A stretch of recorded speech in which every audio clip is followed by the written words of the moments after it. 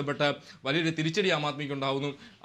Enforcement directorate അടക്കം നേതാക്കൾ enforcement directorate അടക്കം നേതാക്കൾ അവരുടെ ചോദ്യമുന്നിൽ നിൽക്കുന്ന സാഹചര്യം, CBIയുടെ അന്വേഷണ പരിധിയിലേക്ക് ആം ആദ്മിയുടെ നേതാക്കൾ വരുന്നൊരു സാഹചര്യം, നേതാക്കളെല്ലാം തന്നെ ജയിൽവാസം അനുഭവിക്കുന്ന സാഹചര്യം, മനീഷ് സിസോദിയ അതോടൊപ്പം തന്നെ മുഖ്യമന്ത്രിയായിരുന്ന അരവിന്ദ് കെജ്രിവാൾ ഇവരെല്ലാം തന്നെ ജയിൽവാസം അനുഭവിക്കുന്ന ഒരു സാഹചര്യം. ആ രീതിയിൽ നിന്നെല്ലാം അവർ വലിയ രീതിയിൽ തന്നെ പാർട്ടി പ്രതിസന്ധിയിലാവുന്ന ഒരു ഘട്ടമുണ്ടാകുന്നു.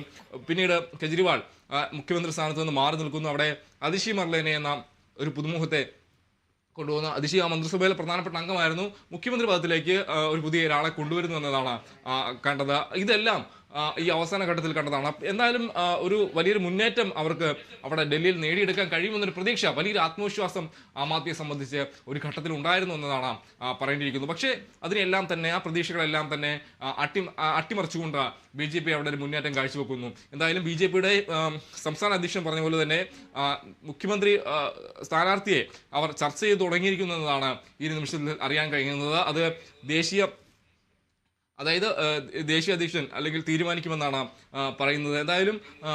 എന്തായാലും പാർട്ടിയുടെ ദേശീയ ഘടകം ഈ രീതിയിൽ ചർച്ചകളെല്ലാം തന്നെ ആരംഭിച്ചിരിക്കുന്നതാണ് പറയാൻ കഴിയുന്നത്. 25 വർഷങ്ങൾക്കപ്പുറമാണ് ഡൽഹിയിൽ BJP അധികാരത്തിലേക്ക് വരുന്നതെന്നാണ് പറയേണ്ടിയിരിക്കുന്നത്. മികച്ചൊരു മുന്നേറ്റം, 42 സീറ്റുകളിൽ BJP മുന്നിട്ട് നിൽക്കുന്നു, ആം ആദ്മി 28 സീറ്റുകളിൽ മുന്നിട്ട് നിൽക്കുന്നു. ആ രീതിയിൽ മികച്ച പ്രവർത്തനം കാഴ്ചവെച്ചുകൊണ്ട് അവിടെ BJPയുടെ സ്ഥാനാർത്ഥികളെല്ലാം തന്നെ മുന്നിട്ട് നിൽക്കുന്ന ഒരു കാഴ്ച കാണുന്നു. നിലവിലെ സാഹചര്യം നിരവധി വിഷയങ്ങൾ ആം ആദ്മിയെ സംബന്ധിച്ച് തിരിച്ചടിയാവുന്നൊരു ഘട്ടം. യമുനാ നദിയിലെ മലിനീകരണം അടക്കം അവിടെ ചർച്ചയായ ഒരു ഘട്ടമുണ്ടായിരുന്നു. കൂടാതെ തെരഞ്ഞെടുപ്പ് വാഗ്ദാനങ്ങളെല്ലാം തന്നെ വലിയ രീതിയിൽ ആം ആദ്മിയെയും കോൺഗ്രസിനെ മറികടന്നുകൊണ്ട് BJPക്ക് ജനങ്ങളിലേക്ക് എത്തിക്കാൻ കഴിഞ്ഞു. അത് ജനങ്ങൾ ഏറ്റെടുത്തു എന്നതാണ് പറയേണ്ടിയിരിക്കുന്നത്. നമുക്കറിയാം എക്സിറ്റ് പോളുകൾ വന്നൊരു ഘട്ടത്തിലെല്ലാം തന്നെ വലിയൊരു മുന്നേറ്റം വന്ന് എക്സിറ്റ് പോളുകളും പ്രവചിച്ചിരുന്നു BJPയെ സംബന്ധിച്ച്. ആ രീതിയിൽ മികച്ചൊരു മുന്നേറ്റം അവിടെ എക്സിറ്റ് പ്രവചനങ്ങൾ പോലെയെല്ലാം തന്നെ മികച്ചൊരു മുന്നേറ്റം BJPക്ക് കാഴ്ചവെക്കാൻ കഴിഞ്ഞു എന്നതാണ് ഈ ഒരു ഘട്ടത്തിൽ പറയുന്നത്. കെജ്രിവാൾ എന്നെ സംബന്ധിച്ച് നോക്കുമ്പോൾ ഏറ്റവും പ്രധാനപ്പെട്ട നേതാവ് ദേശീയ തലത്തിൽ നോക്കുമ്പോൾ അരവിന്ദ് കെജ്രിവാൾ എന്ന് പറയുമ്പോൾ ആം ആദ്മിയെ സംബന്ധിച്ച് ദേശീയ ഘട്ടത്തിൽ അല്ലെങ്കിൽ ദേശീയ തലത്തിൽ ഏറ്റവും പ്രധാനപ്പെട്ട നേതാവായി തന്നെയാണ് അറിയുന്നത്. അത് ദേശീയ തലത്തിലെ കോൺഗ്രസിനോടും അതോടൊപ്പം തന്നെ BJPയോടും മത്സരിച്ച് അവിടെ ഒറ്റയ്ക്ക് നിന്ന് പോരാടി അവിടെ ആം ആദ്മി എന്ന പാർട്ടിയെ ദേശീയ നേതൃത്വത്തിൽ പ്രധാനപ്പെട്ട ഒരു പാർട്ടിയായി വളർത്തിയൊരു നേതാവ്. അതിനുശേഷം പഞ്ചാബിൽ അധികാരത്തിലെത്തുന്നു ആം ആദ്മി. ആ രീതിയിൽ ഗോവയിൽ ചില സീറ്റുകളിൽ ജയിക്കുന്നു. ഈ രീതിയിൽ രാജ്യത്തിന്റെ വിവിധ ഭാഗങ്ങളിൽ ഒരു ചലനമുണ്ടാക്കാൻ ആം ആദ്മിക്ക് കഴിഞ്ഞു. അത് കെജ്രിവാളിന്റെ പ്രവർത്തനം കൊണ്ട് മാത്രമാണ്. പക്ഷെ ആ നേതാവിന്റെ നേതൃത്വത്തിൽ ഇക്കുറി ആം ആദ്മി മത്സരിക്കാനെത്തുമ്പോൾ അവിടെ ഡൽഹിയിൽ ഒരു വലിയൊരു തിരിച്ചടി ഉണ്ടാവുന്നു എന്നതാണ് കാണാൻ കഴിയുന്നത്. എന്തായാലും 43 സീറ്റുകളിൽ BJPയും 27 സീറ്റുകളിൽ ആം ആദ്മിയും മുന്നിട്ട് നിൽക്കുന്നു. കോൺഗ്രസ് ചിത്രത്തിലില്ല എന്നതാണ് കാണേണ്ടിയിരിക്കുന്നത്. ആതിര, തീർച്ചയായും വോട്ടെണ്ണൽ പുരോഗമിക്കുമ്പോൾ മണിക്കൂറുകൾ കഴിയുമ്പോൾ ഒരു യഥാർത്ഥ ചിത്രം വ്യക്തമാവുകയാണ്. 43 സീറ്റിൽ BJP ആധിപത്യം തുടരുമ്പോൾ 27 സീറ്റ് മാത്രമാണ് AAPക്കുള്ളത്.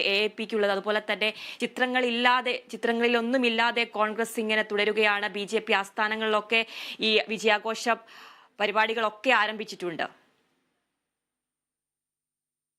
അതിൽ തീർച്ചയായും ആഹ്ലാദ പ്രകടനങ്ങളെല്ലാം തന്നെ രാജ്യ തലസ്ഥാനത്ത് തുടങ്ങിയെന്നതാണ് കാണേണ്ടിയിരിക്കുന്ന ഒരു കാഴ്ച. എന്തായാലും കോൺഗ്രസിനെ സംബന്ധിച്ച് കോൺഗ്രസിന് അവിടെ ഒരു ചലനം ഉണ്ടാക്കാൻ കഴിഞ്ഞില്ല എന്നതാണ്. വളരെ കാലം അവിടെ ഡൽഹിയിൽ ഭരിക്കാൻ കഴിഞ്ഞൊരു പാർട്ടിയായിരുന്നു കോൺഗ്രസ് എന്നത് നമ്മൾ മറക്കാതിരിക്കുന്ന ഒരു കാര്യം കൂടിയാണ്. എന്തായാലും അതിനുശേഷമാണ് കോൺഗ്രസിൽ നിന്നാണ് ആം ആദ്മി ഈ ഭരണം പിടിച്ചെടുക്കുന്ന സാഹചര്യം. ആ 20 വർഷക്കാലം അവിടെ കോൺഗ്രസ് ഭരിച്ചിരുന്നു. കോൺഗ്രസ് അവിടെ ഭരിച്ചിരുന്നൊരു ഘട്ടത്തിൽ എന്തായാലും അവിടെ മികച്ച രീതിയിൽ അവർക്ക് തുടർച്ചയായി കോൺഗ്രസിന് അവിടെ നിയമസഭാ മണ്ഡലം അല്ലെങ്കിൽ ആ സംസ്ഥാനം പിടിച്ചെടുക്കാൻ, നിയമസഭാ മണ്ഡലങ്ങളെല്ലാം തന്നെ മികച്ച രീതിയിൽ അവർ പിടിച്ചെടുക്കാനായി കോൺഗ്രസിന് കഴിഞ്ഞിരുന്നൊരു ഘട്ടം ഉണ്ടായിരുന്നു. ഒരു 20 വർഷത്തോളം കാലം അവിടെ ഡൽഹിയിൽ കോൺഗ്രസ് ഭരിച്ചിരുന്ന ഒരു പാർട്ടി എന്ന് പറയേണ്ടിയിരിക്കുന്നു. അപ്പോൾ അതിനുശേഷം പിന്നീട് ആം ആദ്മി കോൺഗ്രസിൽ നിന്ന് ഭരണം പിടിച്ചെടുക്കുന്നു. ആ ഒരു ഭരണം പിടിച്ചെടുക്കുമ്പോൾ ഒരു ചലനമുണ്ടാക്കുന്നു. അതിനുശേഷം അവിടെ വലിയൊരു ആധിപത്യം ആം ആദ്മി നേടിയെടുക്കുന്ന ഒരു കാഴ്ച നമ്മൾ കാണും. അതിനുശേഷമാണ് ഒരു തുടർച്ചയായി ഒരു 2 ടൈം 10 വർഷത്തോളം ഭരിച്ച് മൂന്നാം ടൈമിലേക്ക് പിന്നീട് 3-ാം തവണയും അവിടെ മത്സരിക്കാനായി എത്തുമ്പോൾ ആണ് ആം ആദ്മിക്ക് വലിയൊരു തിരിച്ചടി ഉണ്ടാകുന്നതെന്നതും പറയേണ്ടിയിരിക്കുന്നു. പക്ഷേ ആം ആദ്മി തിരിച്ചടി ഉണ്ടാകുന്ന പോലെ തന്നെ കോൺഗ്രസും ഈ ഒന്നുമില്ലായ്മയിലേക്ക്, അല്ലെങ്കിൽ അവിടെ കോൺഗ്രസിന് ഒന്നും നേടാനെടുക്കാൻ കഴിഞ്ഞില്ല എന്നത് വലിയൊരു തിരിച്ചടിയായി പറയേണ്ട ഒരു കാര്യം തന്നെയാണ്. വലിയ രീതിയിൽ വലിയൊരു ആധിപത്യം ഉണ്ടായിരുന്ന ഒരു സംസ്ഥാനമായിരുന്നു കോൺഗ്രസിനെ സംബന്ധിച്ച് ഡൽഹി എന്ന് പറയുന്നത്.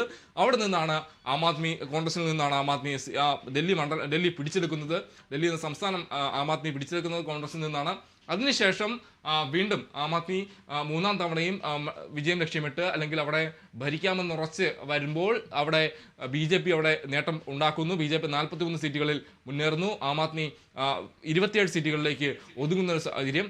ഈ ഒരു ഘട്ടത്തിൽ കോൺഗ്രസിനെ സംബന്ധിച്ച് ചിത്രത്തിലില്ല എന്ന് പറയുമ്പോൾ അത് വലിയ രീതിയിൽ തന്നെ കോൺഗ്രസ് നേതൃത്വത്തിന് ഒരു തിരിച്ചടിയായി കാണേണ്ട ഒരു കാഴ്ച തന്നെയാണ്. എന്തായാലും പല മേഖലകളിലും കോൺഗ്രസിന് സ്വാധീനമുള്ള മേഖലകളെല്ലാം തന്നെ ഉണ്ടായിരുന്നു. അവിടെയൊന്നും ഒരു രീതിയിലൊരു ചലനമുണ്ടാക്കാൻ കോൺഗ്രസിന് കഴിഞ്ഞില്ലെന്നതാണ് പറയേണ്ടിയിരിക്കുന്നത്. കോൺഗ്രസിനെ സംബന്ധിച്ച് ഒരു നിസ്സാരവൽക്കരിക്കുന്ന രീതിയിൽ തന്നെയായിരുന്നു കോൺഗ്രസിന്റെ പ്രചരണ രീതികളെല്ലാം തന്നെ ഉണ്ടായത്. പക്ഷേ അവിടെയൊന്നും ആ രീതിയിൽ അവരുടെ വാഗ്ദാനങ്ങളെല്ലാം തന്നെ ഈ ആം ആദ്മിയുടെ ചില വാഗ്ദാനങ്ങളുമായി സമീപനം അല്ലെങ്കിൽ സാമ്യമുള്ളതായിരുന്നു. അതോടൊപ്പം തന്നെ BJPയുടെ ആം ആദ്മിയുടെയും കോൺഗ്രസിന്റെയും പ്രചരണ പത്രികയെ സംബന്ധിച്ച് ചില ഘട്ടങ്ങളിൽ അത് ഒരു സാമീപ്യം തോന്നിയിരുന്നു എന്നതും പറയേണ്ട ഒരു കാഴ്ച തന്നെയാണ്. എന്തായാലും ആ രീതിയിൽ കോൺഗ്രസിനെ സംബന്ധിച്ചും ഈ BJPയുടെ മുന്നേറ്റം വലിയൊരു തിരിച്ചടിയാണെന്ന് പറയേണ്ടിയിരിക്കുന്നു. പക്ഷേ ആം ആദ്മി അവിടെ ഭരിച്ചിരുന്ന ഒരു പാർട്ടിയാണ്, ഭരണ മുന്നണിയാണ്. അപ്പോൾ അവരെ സംബന്ധിച്ച് ഈ സീറ്റ് അല്ലെങ്കിൽ ഈ സംസ്ഥാനം നഷ്ടമാകുമ്പോൾ വലിയൊരു തിരിച്ചടിയാണ്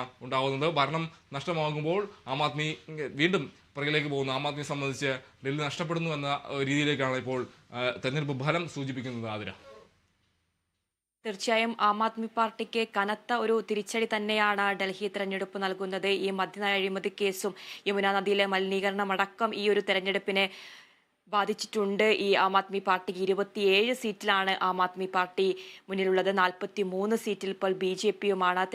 BJP ആസ്ഥാനങ്ങളിലൊക്കെ ആഘോഷ പരിപാടികളൊക്കെ ആരംഭിച്ചിട്ടുണ്ട്. ഉണ്ണികൃഷ്ണൻ, തുടരാം.